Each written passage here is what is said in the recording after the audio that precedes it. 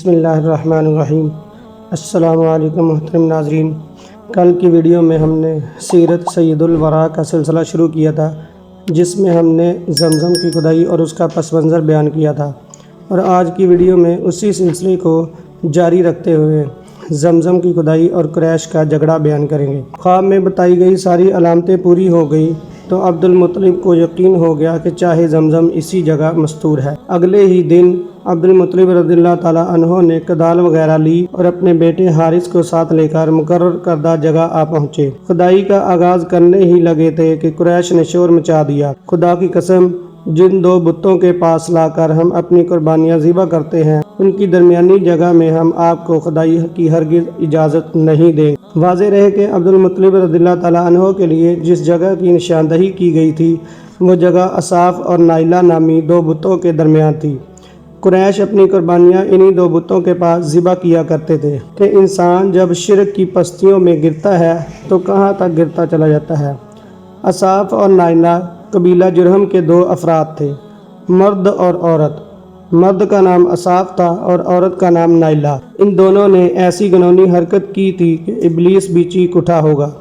انہوں نے عین ایام حج میں جب مکہ مکرمہ کو تھوڑی دیر کے لیے خالی پایا تو اندر گھس کر زنا کیا اور غضب الہی کو دعوت دی۔ اللہ تعالیٰ اس قدر ناراض ہوا کہ دونوں کو مسخ کر کے پتھر بنا دیا۔ لوگوں نے جب انہیں مسخ شدہ حالت میں دیکھ پایا تو ان کو کعبہ کے قریب نصب کر دیا تاکہ ہر دیکھنے والا ان کے انجام سے عبرت حاصل کرے۔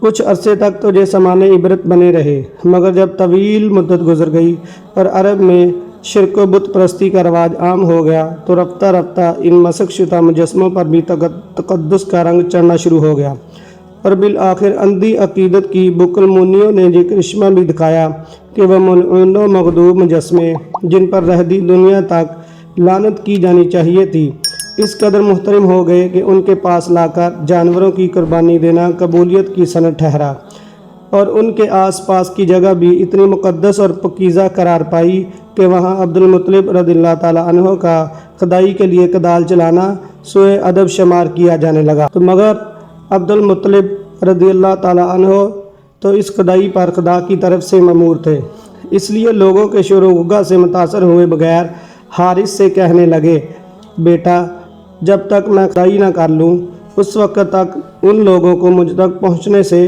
روکے رکھنا۔ واللہ، مجھے جس کام کا حکم دیا گیا ہے اسے بہر صورت کر کے چھوڑوں گا۔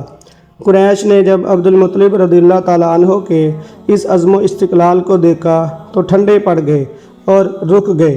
اس وقت تک عبد المطلب رضی اللہ تعالیٰ عنہ کا ایک ہی بیٹا تھا، اس لیے دل میں خیال پیدا ہوا کہ فی الحال تو یہ لوگ رک گئے اور خاموش ہو گئے ہیں، لیکن اگر یہ اپنی بات پر اڑ جاتے تو میرا ایک ہی بیٹا کس طرح ان کو روک سکتا تھا۔ اس صورت میں عبد المطلب رضی اللہ تعالیٰ عنہ نے ایک عجیب منت مانگی۔ عدی بن نوفل نے تو آپ کو لا ولد ہونے کا طعنہ بھی دے دیا، کہا، یا عبد المطلب، تستطیل علینا وانت فظ لا ولد لک ولا مال لک وما انت الا واحد من قومک۔